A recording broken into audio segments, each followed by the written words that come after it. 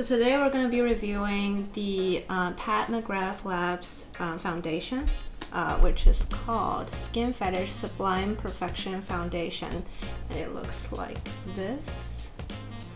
It's a very high class, high taste kind of black goldish box. Pat McGrath herself is a brilliant makeup artist. I think as a black female makeup artist, she is very inspirational for a lot of people. And you know, although now we're talking about Fenty beauty and all of that, I think she is really the one who started the game of expanding the shade range to a much wider spectrum than most big makeup companies do. And it is really something that is necessary in this industry, not just because we're talking about Black Lives Matter in this video, but also just in general. I think not only black people, but also Asian people sometimes find themselves to be, you know, having a little bit of trouble finding the right shade for themselves when they are picking a foundation. Opens up like this. Ooh. Looks very fancy. So the bottle looks like this, and oh, okay, so it is a pump. I usually like a pump, but it sometimes get messy. Let's see. Okay, it says here that my shade is light medium 13. This foundation actually has a lot of shades. It has so many shades. This foundation is $68, which is, I mean, not affordable at all. So hopefully it lives up to its, you know, quality and expectations. It claims itself to be a long-wearing, customizable foundation that builds from sheer to medium coverage in a wide range of universal hues that manifest the ultimate sublime skin standard. Medium coverage, natural finish, and it's a liquid foundation. It also says it is good for normal dry combination and oily skin type, so it's really just for everyone. It also says that it will give a lasting wear, ultimate smoothness, and a luminous finish. A friend of ours is going to his work in DC, so we're gonna have a little bit of, you know, send off dinner party for him. That's why I'm dressing up a little bit today, which hasn't been the case for a long time.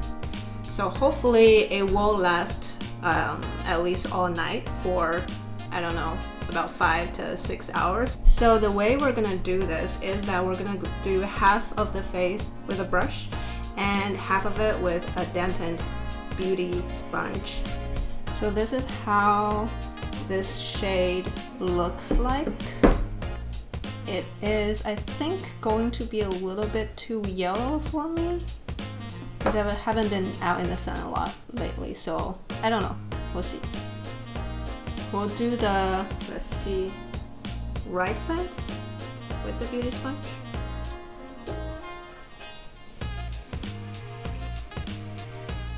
It is definitely very liquidy. I don't know if you guys can see, but yeah, it's definitely very liquidy. My standards for a good foundation is that it has to have some coverage.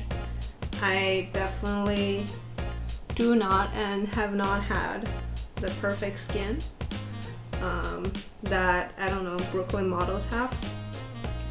And as we all know, Pat McGrath herself works with a lot of very famous models, and she filmed some incredible makeup videos on her Instagram where she will basically demonstrate how to use her eyeshadow palette.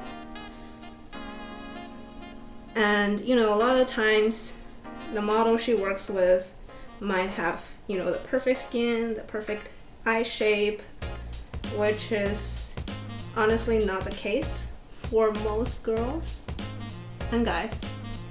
So hopefully this one is going to have a decent coverage, especially since I've been breaking out lately,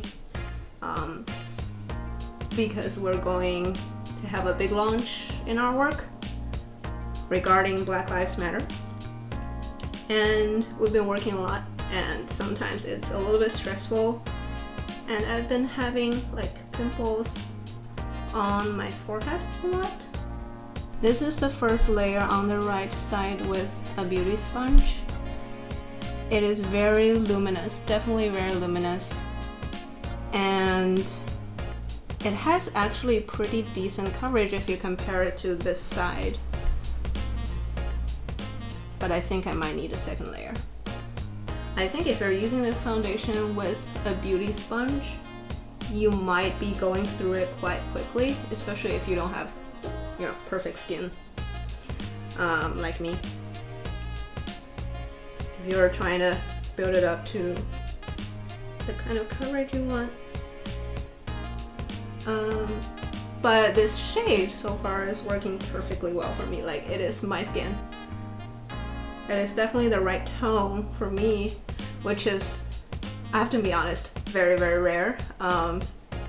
Usually on my face, foundation are just too dark or too light, or, you know, too pinkish, or just too orange, all kinds of situations, but it's never like the perfect tone. I wouldn't say this is the perfect tone either. It is kind of like a little bit yellower than my true skin, but it's like 95% there. So I'm pretty happy about that. Okay, this is the second layer. As you can see, if you have some really like troubling spots like me, then this is not gonna cover all of it if you're using it with a sponge, at least. So let's see how it performs with a brush. I'm using a Artiste brush. Supposedly this is gonna use less of a foundation than if you're using a sponge. It is also gonna give you more coverage than if you're using a beauty blender. Here we go. On the left side of the face. This is definitely more coverage than with a beauty sponge. But it's not necessarily using less, like just to cover my forehead and a little bit of cheeks is almost already using all of it. So I think this foundation, you're actually gonna go through it pretty quickly if you're using it, say, on a daily basis. Okay, I'm gonna go in with a second pump.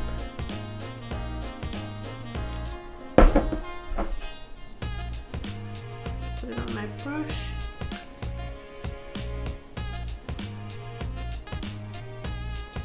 I really like the Artiste brush. I bought it this year, finally, when they're having a sale, and I think I really, really like it.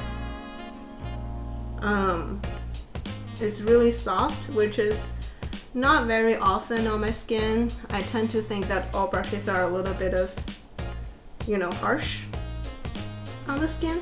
But this one, it really, even if you rub it like this on your face, it does not hurt at all or feel uncomfortable. Okay, so this is the full face with the foundation, and this is the right side with the beauty blender. This is the left side with the brush. I would say that this foundation definitely does not give you full coverage, but it feels really, really nice, and it's really, really luminous. I would say this one makes my skin looks very luminous, which I like, but honestly it's not gonna give you the full coverage if this is all you're gonna use on your face. Of course, if you set it with setting powders that are gonna give you extra coverage, you know, setting powders that is not translucent, or if you don't aspire to a full coverage on a daily basis, or if you maybe just have the perfect skin, and if you don't care about having a full coverage at all, then that is not going to be a problem. I really like this foundation. Your skin still feels like it can breathe as usual. It does not feel clogged at all. It applies pretty well with both a brush and a beauty blender. So I'm gonna finish off the rest of my makeup.